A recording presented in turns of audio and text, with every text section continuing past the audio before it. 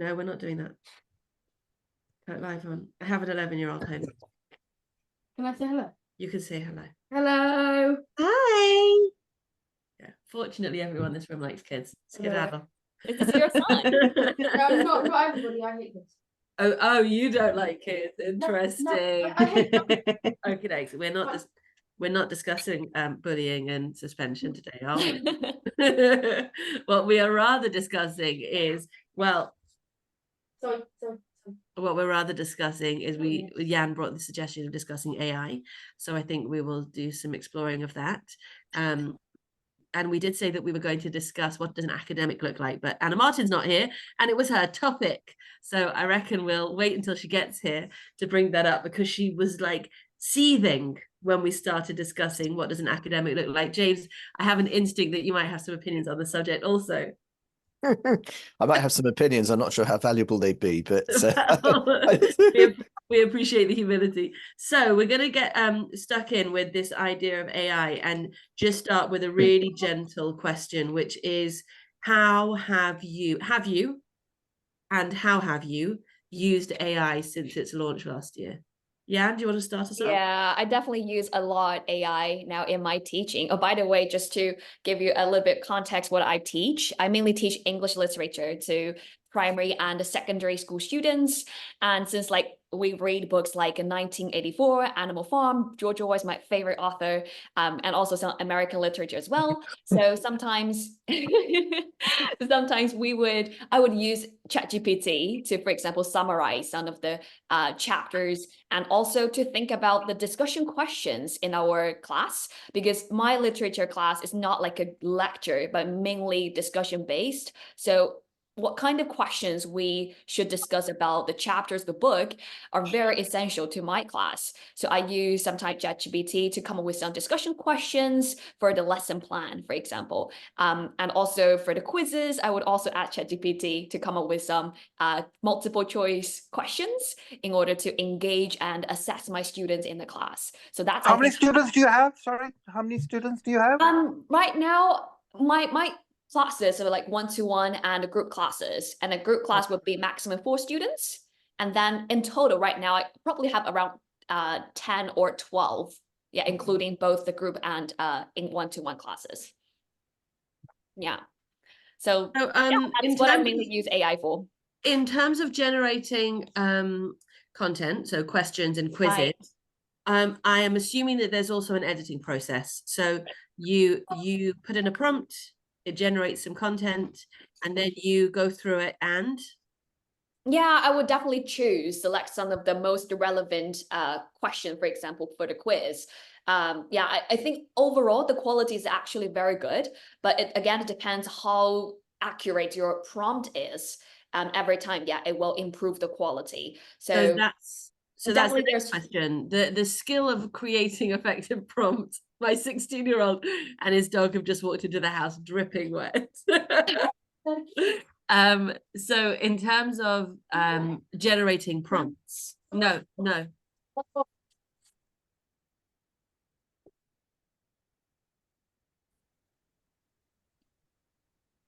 Yeah, and tell me about writing prompts.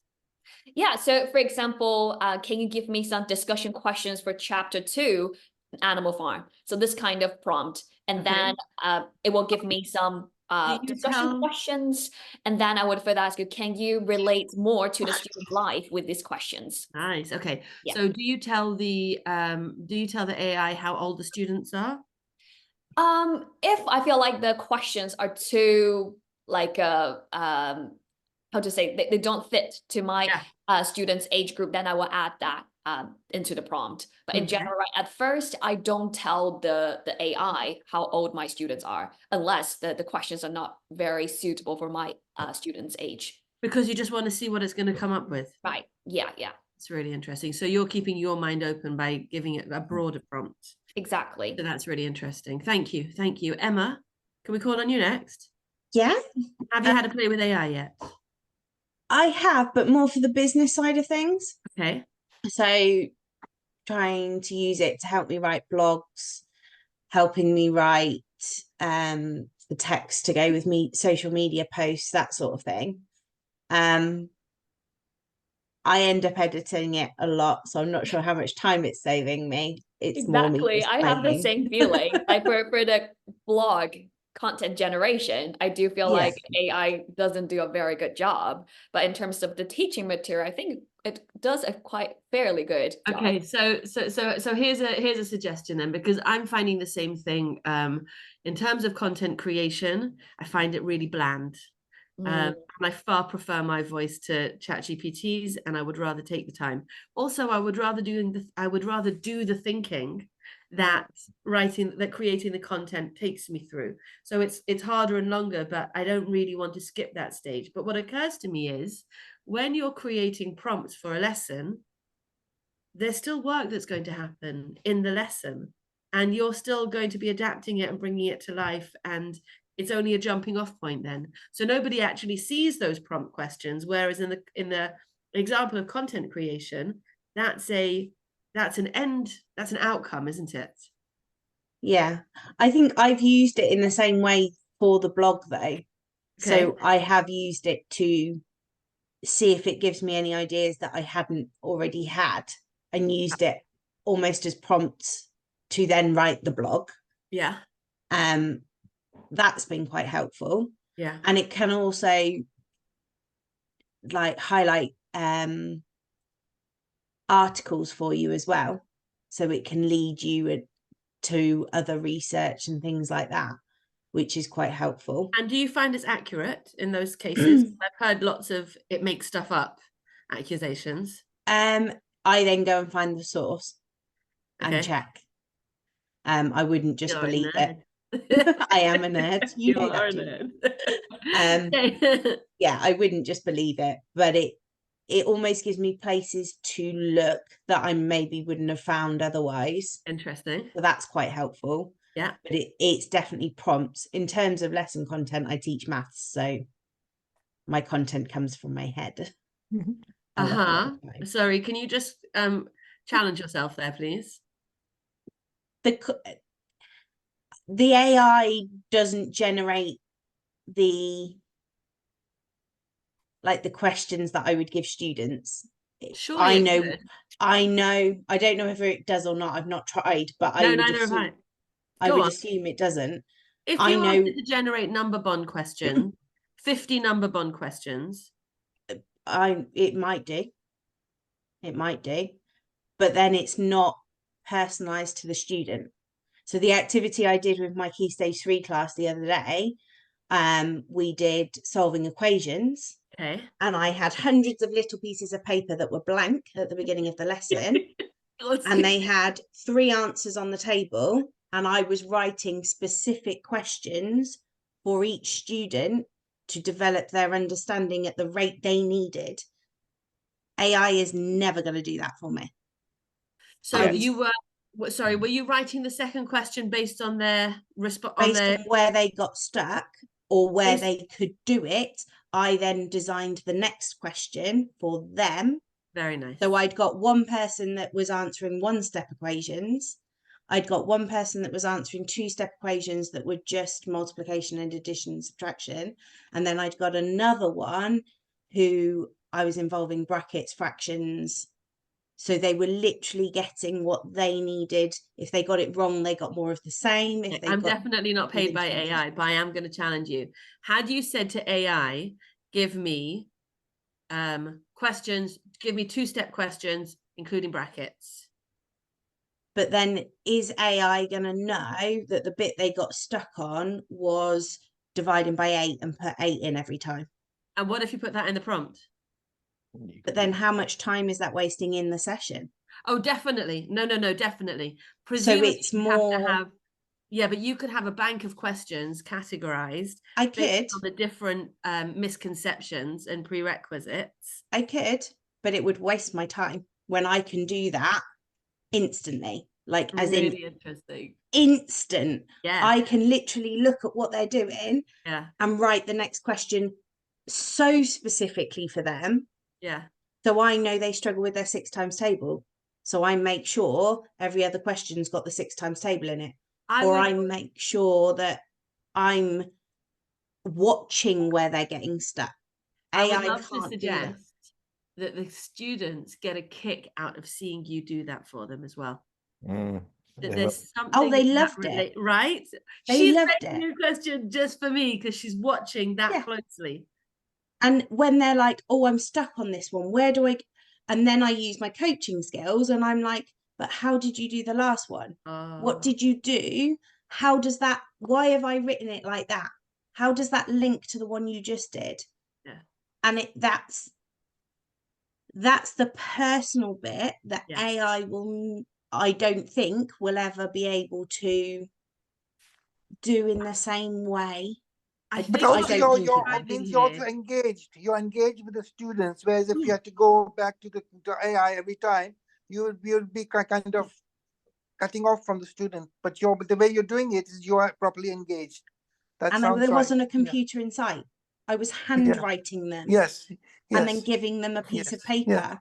And they're stood. Much They better. weren't Yeah. sat, they were stood with their amazing. mini whiteboards, working it out, and they're moving around. And then they're like, oh, the answer's over there. And they had to move and they had to. AI can't do that yet. And it doesn't Maybe need it to. can. It doesn't need to. You know, Jan brought the question of how we're using AI because that's what we're exploring, and exploring its edges is awesome too. But for me, like the fact that you had 100 snips of paper, Yeah. it's I just mean, so how cool old to school be is that? old school. Like, Exactly it's the words out literally, loud. It's yeah, so old school. but it works. And I And had I would 3 kids say that it are works even disengaged. more because we're so used to a digitized life. Analog becomes even more interesting. And it's just finding ways of, and I don't know whether AI will eventually give us those ideas. Is that Okay. something that AI could do eventually in terms of helping teachers become and tutors become Yeah, I mean, look, it's quite more interesting because interactive? there's definitely the teacher training side of it. You know, you wonder whether, you know, when you work with a really good textbook, it also teaches you to teach better, right? I mean, if you look at Adam Boxer's material in science, that's what it's designed to do. It's designed to teach the teachers to ask questions effectively, which is brilliant, absolutely brilliant. I would suggest that, you know, Kamal and I were talking about MathSpot this week. I think that was just before you arrived, Emma, but MathSpot's interesting because it's digitized manipulatives, right? Which is sort of ironic because the whole point is that you can pick them up and move them, but actually conceptually they really do help you to visualize. So there is still a lot to it. James, I'd love to hear your thoughts and your experiences of AI so far. Thank you, Julia. Well, yeah, a little bit equivocal, really. I mean, I've spent a lot of time playing with AI, and I've tried to embrace it very positively because I find it utterly fascinating. But I sense there's a massive disparity between things which are incredibly useful and things which, at the moment, for me, are not useful.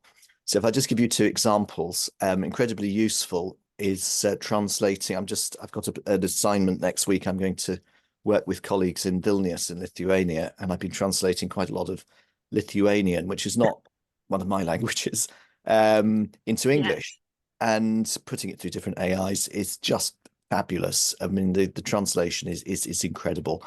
So that sort of thing is extraordinary. James, is it Hitchhiker's Guide that where they put the fish in the ear to translate? I don't know.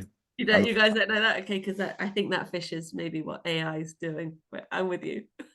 But you know, that's been a fascinating feature of the different AIs from early on over the past 12 months or so. I mean, when I was writing to embassies in Oslo to invite them to the opening of my school, which then didn't open.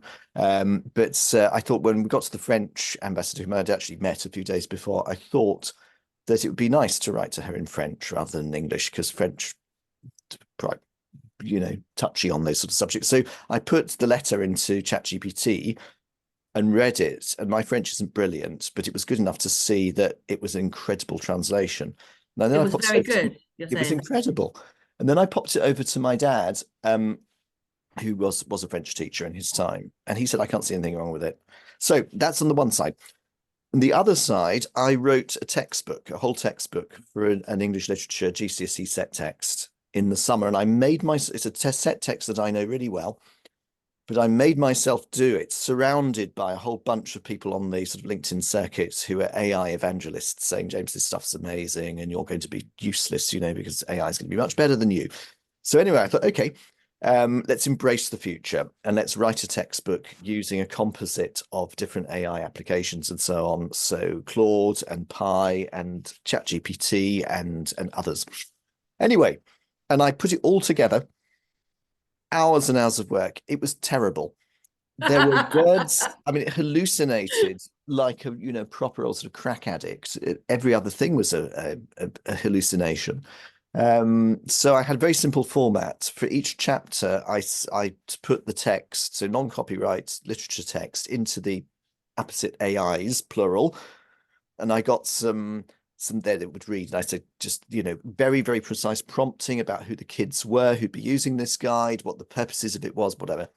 So I found the level of comprehension of the AI to generate really good questions was not really up to it. And then the second section was a glossary, difficult words. So it's a 19th century text, difficult words and phrases, explaining them. Again, scattergun. I would say about between 20 and 30% of the words that that the AI was explaining were not in the chapter, they're just hallucination. So anyway, I did it and packed it all up and checked it and things. I'm now redoing it. I'm completely on my own, which is writing my study guide as a free open access website. If any of you English lit teachers are doing Great Expectations with your students, Oh, fantastic. stay on the call because I can give you link. I've got about 6, 7 please, yeah. chapters out, but we've got video, on location video content, questions, glossaries, facsimile of the Dickens text, and it's expanding. So I'm really excited about, I think my experience with AI is at the top end of GCSE into Key Stage 5 with A level or IB diploma. It's of limited use for what I want it for. I think things like lesson plans, if you were in a hurry, you had Ofsted in the next day, you had 6 lessons, you could bung some stuff in and get those formulate lesson plans. But I agree with the other comments that we've heard that at the moment, I think at the higher levels of teaching and tutoring, I'm struggling to find things that are helping me. It's lots fascinating to get involved with. And a lot of my colleagues seem to be sitting around turning themselves into experts on these things, playing with this stuff, which is great. But how's that impacting the lives of kids in the classroom? I'm a bit of an agnostic, to be honest. Yeah. Did you see Carl Morris from the online schools post this week? To my mind, he nailed it. That he used a GIF of an adult walking down the high school corridor trying to look cool, and his message was, maybe we're completely missing the point, because actually kids haven't asked us about AI, parents haven't asked us about AI, and we're challenging ourselves to keep up with the times because it feels like a point of pride for us not to get left behind. And yet, what is it doing for outcomes for learners? It's interesting. Jenna, what are your thoughts? We're talking about AI. What are your experiences so far? I have lots of thoughts on AI. Probably expecting that. I am someone who has been involved in lots of different aspects of the tech world for a long time. And so my biggest issue with AI is people don't understand how it works and therefore put all of these things onto it that isn't. And I find that really hard. Like with ChatGPT, this misconception that it can tell you whether it's generated something or not. And therefore people being expelled from universities and all sorts of courses because of things like that. It's like these fundamental misunderstandings of it. And I think that's going to be... So sorry, let's just clarify. So you're talking about the accusation of for a student of having used AI to write an essay for them. And that's a real sticking point right now, isn't it? It's really one of the hottest areas of AI's doing. And I think that's just an illustration of just like a general misunderstanding of it. I mean, it's a new technology, I think there's a lot of work to make it so that people understand how it works in order to be able to utilize it, because I think that it's amazing. As someone with really severe neurodiversities, I have ADHD, I have autism, and I have really quite severe dyslexia.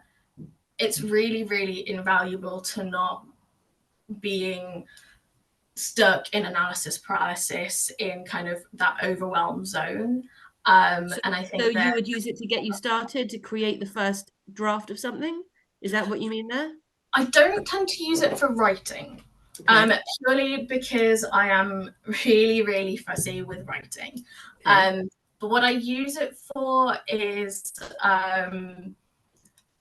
breaking things down. So there's one of my favorite, I'm also someone who's really big on FOSS, for anyone who doesn't know, free and open source software.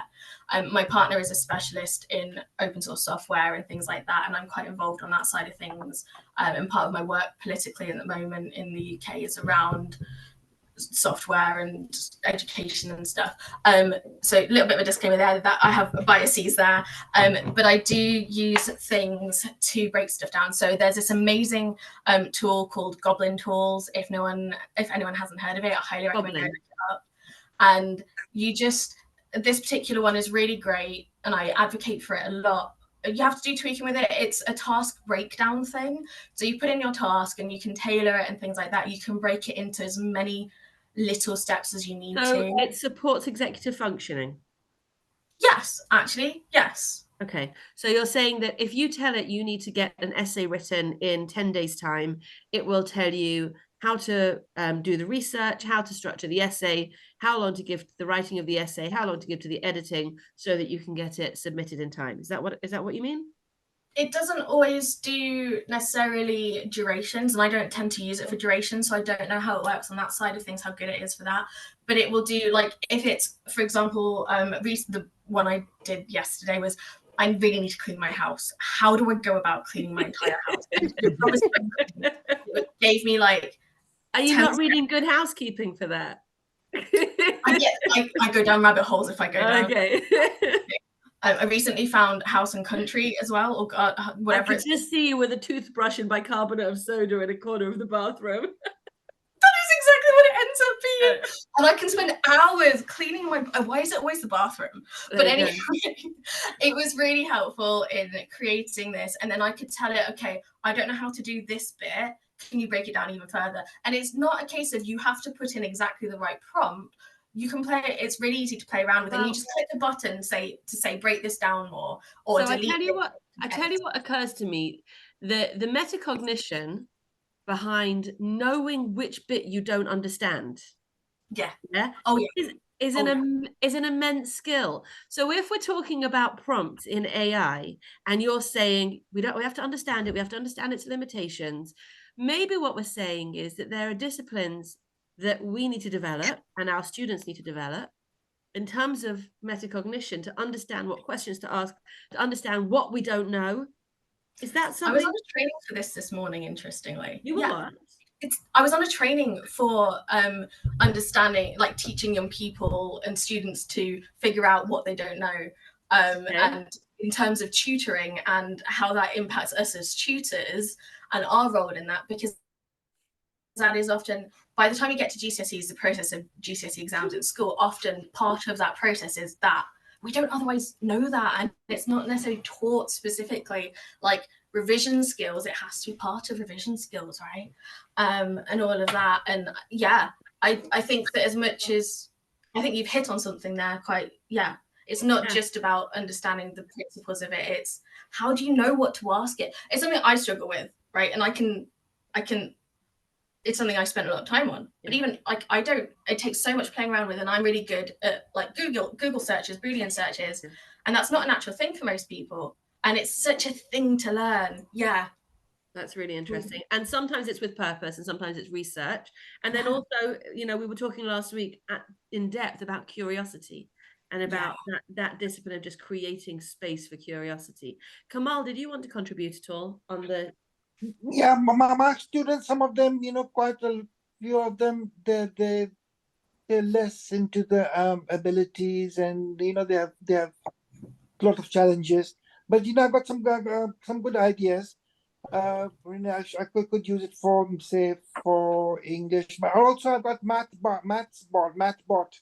That is also helping me with which Julia suggested. So that has, it gives a lot of things that are useful. I have used it for writing articles for students and things like that, and it's helpful when I don't know something, or if I have some information. It's good at organizing. I have some notes, say a presentation, and I want to turn that into an article. It's useful. I just feed that in, and it organizes it well. I find that the drawback is that it uses words unnecessarily. They just try and use a lot of fancy words. So I discovered another function which is called humanize, and that makes it a bit better. That's It's nice. a humanizing function. Yes, It's called yes. humanize. Humanize, yes. It's a function in So ChatGPT. it makes the language less formal. Less, yes. And it tries to. It's not being that great, but it's slightly. I just put things through that. Well, I'm Yeah. actually just noticed that there is an AI companion on Zoom, and I can't resist pressing the button. Yeah. So I'm gonna enable that and see what happens. That by any chance Otter? It's not Otter AI, no. I So work with I don't know what my Otter's doing because it disappeared, but then it keeps reappearing. I'm having weird issues with it. But yeah. Okay, well, Emma and I have now enabled AI on this call. I a little bit feel like it might be in the Pullman book. What's the Pullman book where everybody has a little shadow creature that follows them around?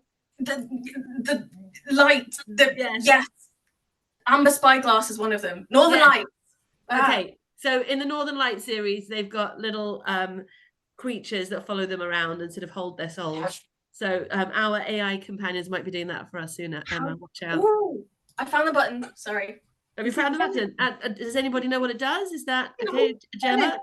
I've enabled you. I have that as well. Come on, press the And button. the Let's request. see. I've given you permission. There is a lot of explainer there that none of us have read. Have you noticed? Probably. Can I ask a question? Come on, Dolly. Recommendation for AI worked examples, especially either essays, but also mostly maths. Like worked examples where it explains how and why. Where you can just like put a picture in of your problem or upload the problem from PDF, whatever. James, in all of your research, have you come across that?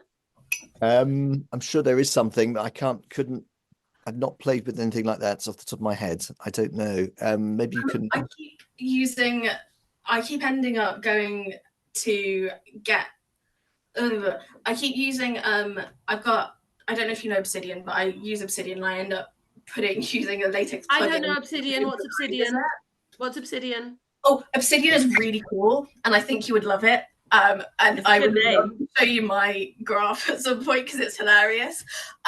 So Obsidian is theoretically it's officially called like Obsidian Notes or something. And the idea with it is it's a really cool way of note taking. It's really good for writing planning. There are so many things you can do with it. It's open source as well, and there are so many plugins and way of tailoring it. And I'm working with some students to develop a course on how to use it to do your schoolwork and manage stuff for you. And it can integrate with so many things. So I have it work with my Google Calendar to help me with task management and stuff like that. And cool. Latex is a program. Latex? Yeah, Latex. These names. Yeah. So it's a maths program, and you can do all of maths in it. And it will do computerize everything, and it's how a lot of people develop worksheets and things like that. And that's latex. Emma, have you seen Latex? Yeah. And what are your thoughts? I haven't used it since uni, so that gives you quite a lot. So it's been around for at least 5 years then. Was that? It's been around a long time. Yeah, I haven't used it since uni because actually, no, that's not true. I used it when I did some content creation, because the software needed LaTeX in order to write the I'm not spelling LaTeX properly. Can you spell it for me, please? Jenna's not opting into this one. It is. I feel like it's spelled like latex, like the material, but now I'm not sure. Spelled latex, Okay, fine. tech. Okay. Oh, the C, it's got a CH? LATEX. Oh, it's latex. It's like the material. Okay. Goblin, latex, and obsidian, just saying AI is cool. Yeah,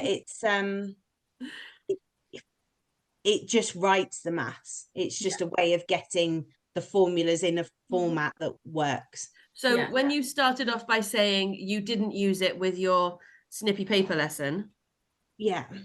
is that would latex have worked for that, for generating those questions?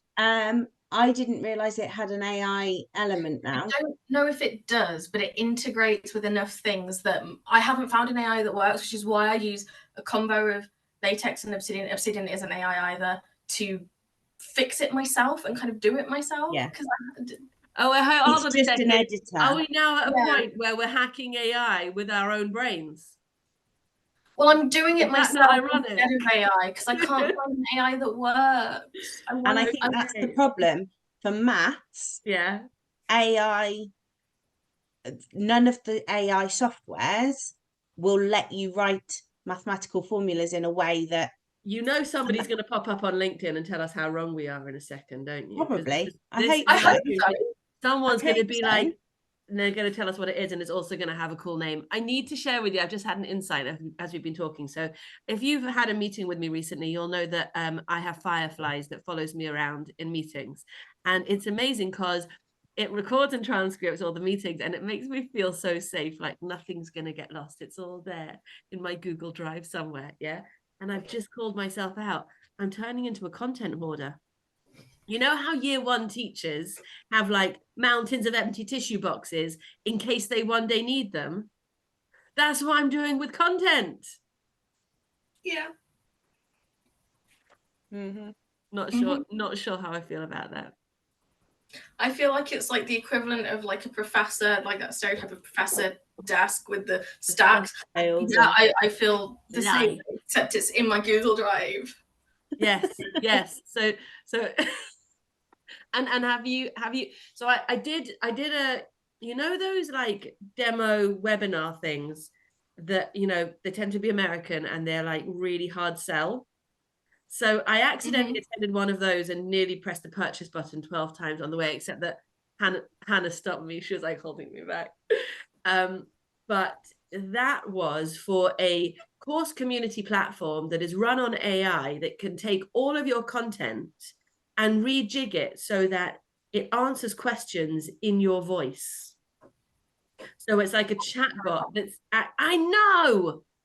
And on the one hand, it's amazing because it will take all of your library of content, and I do make a lot of it, and pull it out and say exactly what Julia Silver would say on X subject, which is bizarre.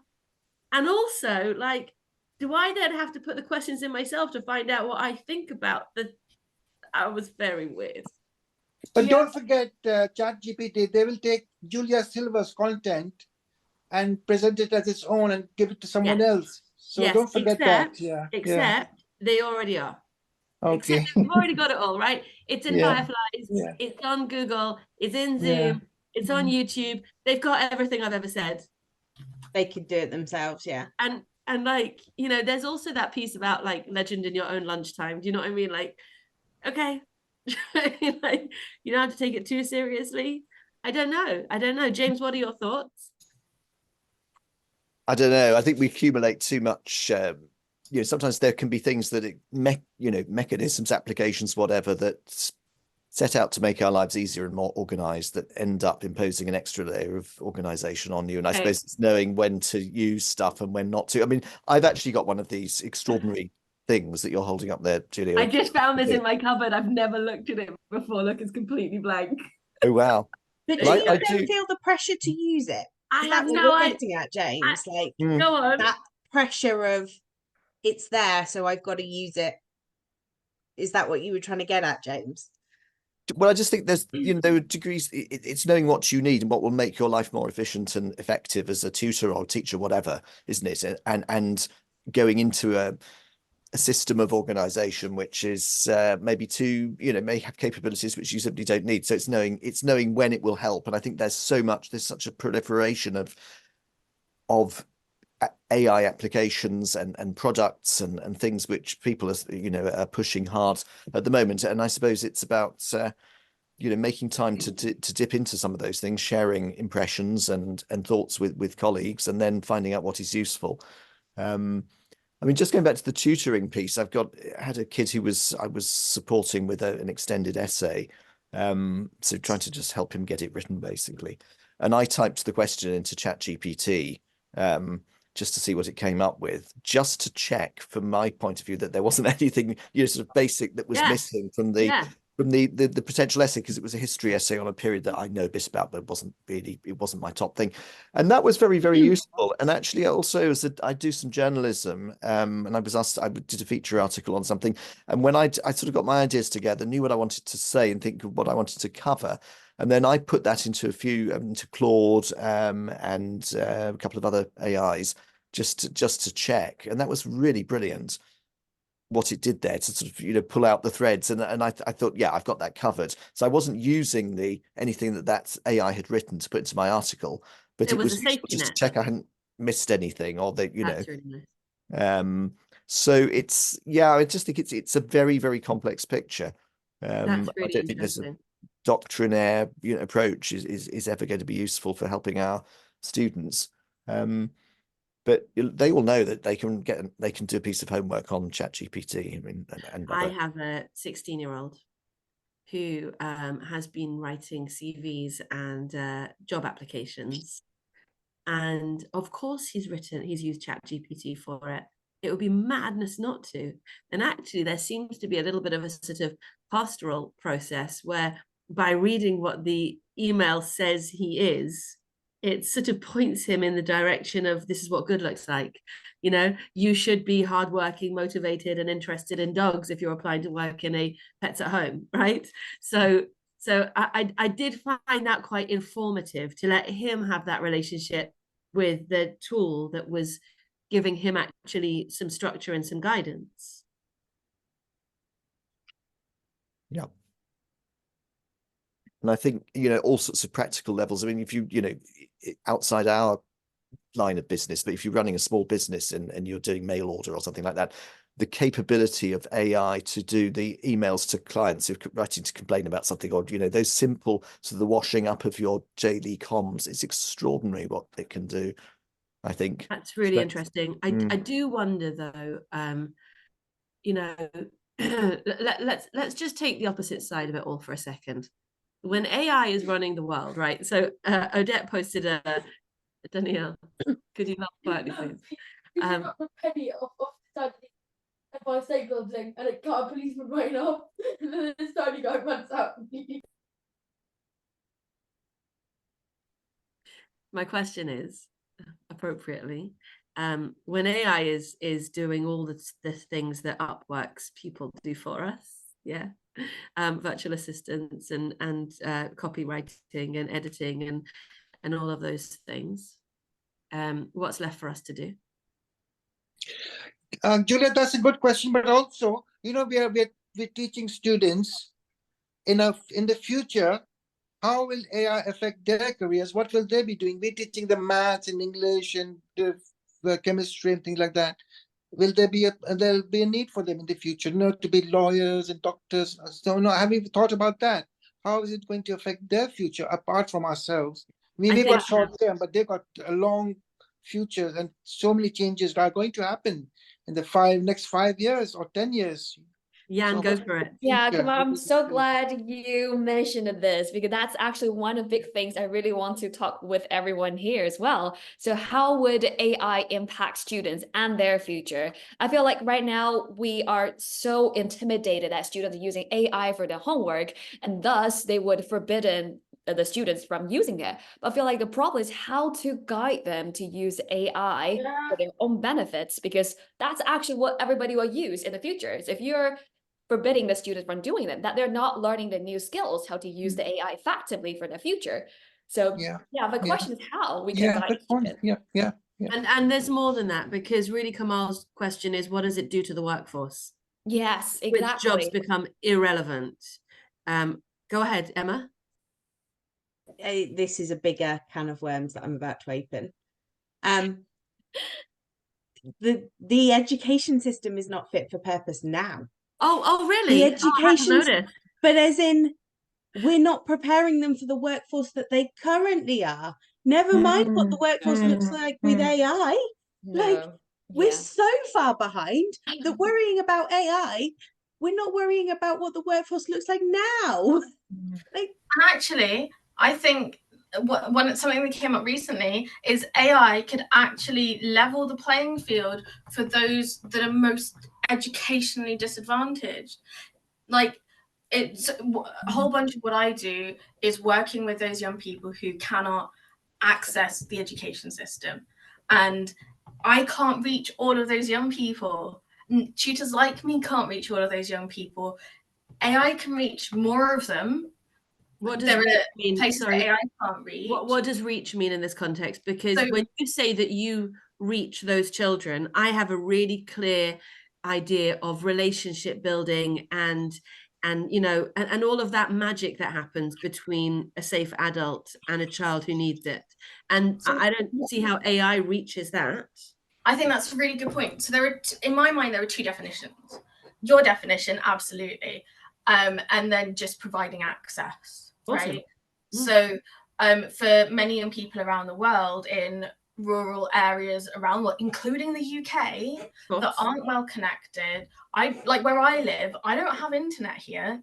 I am relying on a series of homemade cell signal boosters because we don't even get. You're like a little MacGyver there. Yeah, I mean, it's been a great project. It's very frustrating because the weather is bad, so my internet keeps cutting out because I have across our Probably farm. need more chewing gum somewhere. But like, if I live in a fairly wealthy area, sure, it's the worst funded county in the country. However, this specific area is fairly wealthy, and if we don't have this access, and if a young person here is cut off, they can't go to school, they can't access online tuition a lot of the time because, you know, a whole host of reasons, they can't have that person. And, you know, around the world, there's different levels of that, right? And one of the big conversations literally in the last couple of weeks around this has been that for areas where they do young people, whether there isn't a school there, so thinking this particular conversation was focused a little bit on rural Africa, where there are areas where there aren't schools, you can't get there, or you have to stay home for whatever reason because you're a girl, because whatever, right? That often there is more facility to provide access to electricity and some degree of internet.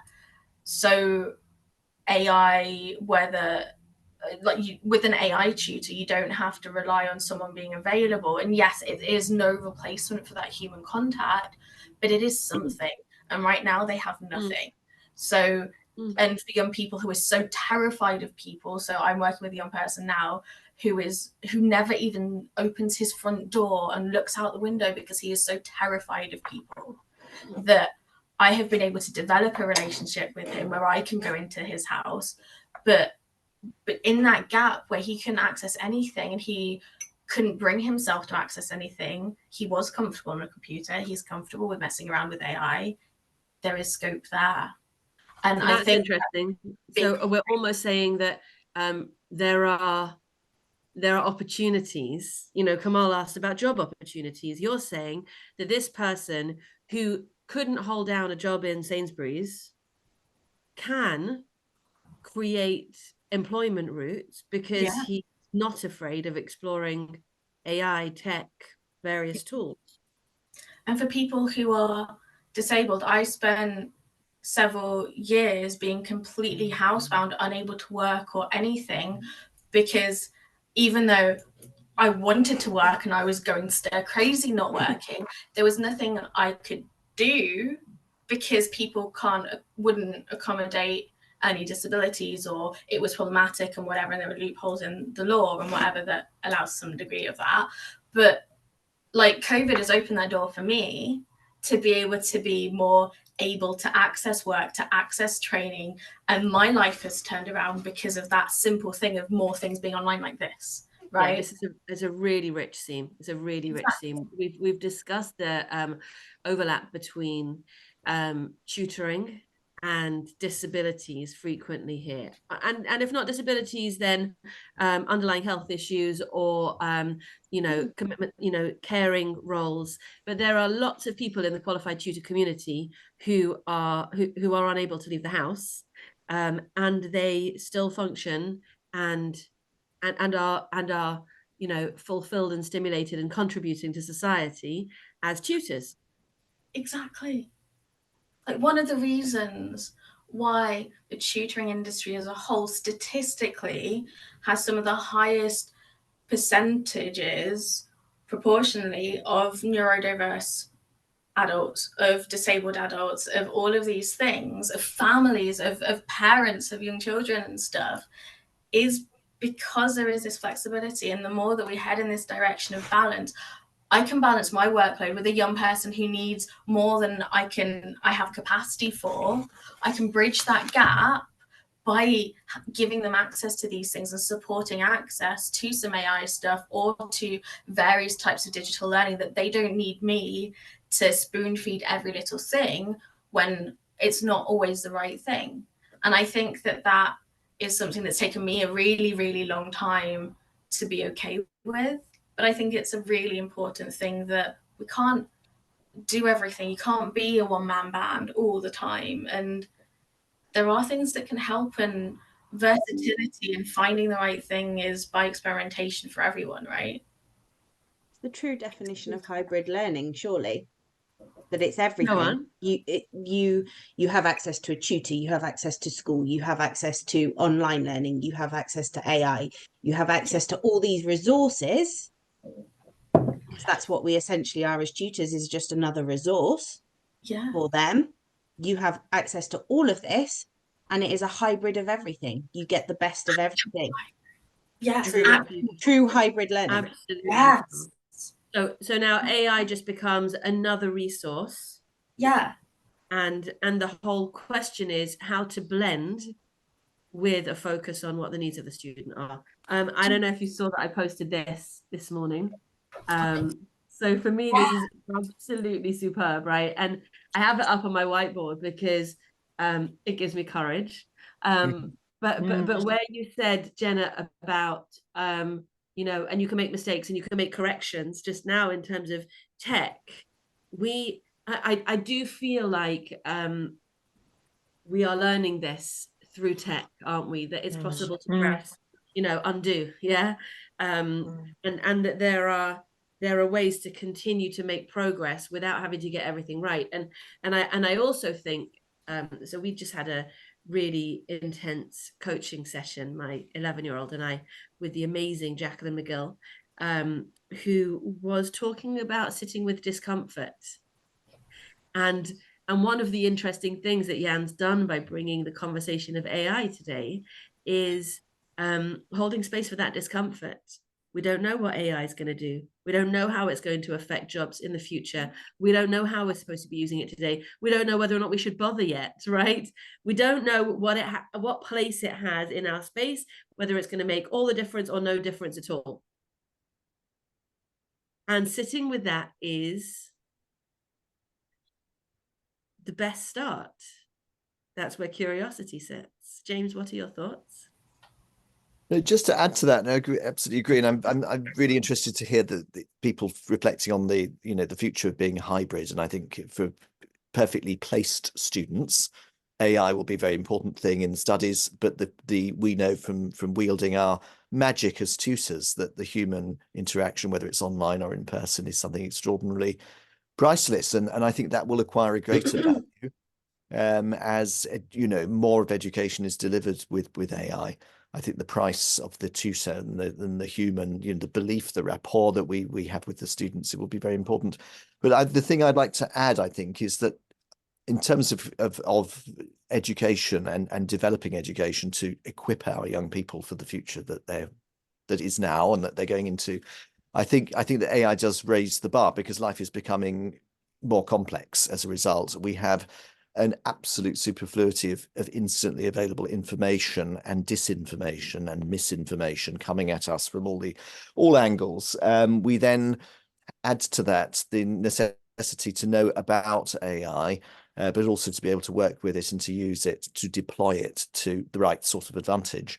So therefore, the task of educators, I think, becomes incredibly complex. And I would very strongly argue that, you know, our role in shaping the moral compass and the integrity and the self-confidence and the determination of students is something that's going to be increasingly important. And I would say that the humanities come into that very much. It's something I'm posting on LinkedIn quite a bit about. It's the idea of cultural capital. And that's something that kids need alongside their STEM and everything else, the entrepreneurship and technical ability. Cultural. It's, you know, it's to have compass points, reference points in the educational journey that really build character. Discernment, I would say, is the one thing we need to try and cultivate. Critical thinking, right? In terms of discernment. Cultural capital is a really juicy content subject that I may be brave enough to bring up another day, because there's certainly a lot of biases in cultural capital, aren't there, that would be interesting to explore.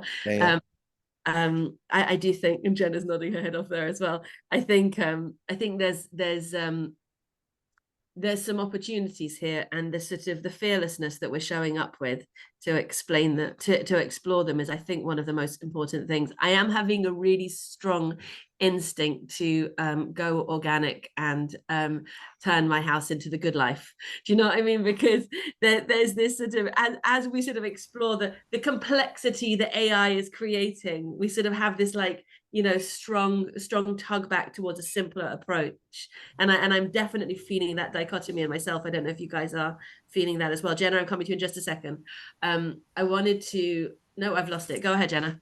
Sorry. No, I'll find it. It's okay. There is some really, really interesting research into this.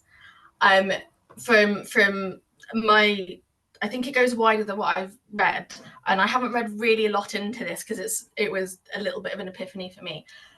But from a social science point of view, as well as from a more kind of cognitive / neuroscience point of view, there's research into the impact of technology on society, as like the technical sense of society, like group of people, and how we structure stuff. And this idea that more and more, like, and I've seen it as well here, like, we're having to encourage parents to use technology with their kids at kind of like, you know, not infancy, but like that early years, to introduce them to technology and things like that, because they're now coming into schools with no experience of any of this, and it's hitting them really hard and struggling to access stuff because we have this natural instinct where it's too much, and we're pulling back into kind of what they're like the natural groups. Like, society was never meant to be these massive cities, right? That's not what original human nature was.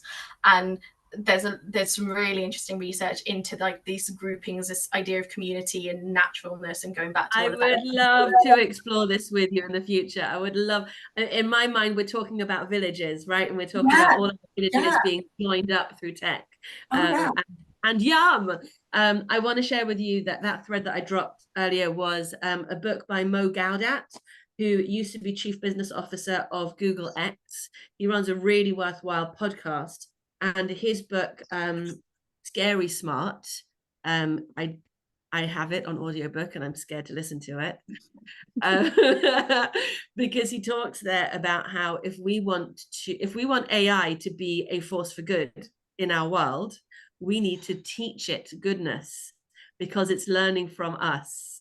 So we actually need to step up our game and be healthy humans if we want to create AI that is going to be not the scary Terminator type, but the force for good that we desperately need. So on that really juicy kathunk of an idea, I'm going to stop us, and I'm going to thank you for really engaging in such a rich conversation. And I love that we each have our own perspectives, and knowing each of you and your own niches, the fact that we can come together and have this sort of, you know, frontier level conversation is so gorgeous. Thank you for participating in this conversation. That qualified tutor hosts on a Thursday at 11 o'clock. QT Conversations are an open forum discussion for us to explore what we know, what we don't know, what we like to know more about, and also the humanness and the authenticity that we each show up with. So thank you so much, and I look forward to seeing you next time. Have a great weekend. Thank you, Julia. Thank Thanks. you, Bye. everyone. Thanks, Emma. Bye. Thanks, Jenna. Bye. Thanks, Kamal. Bye.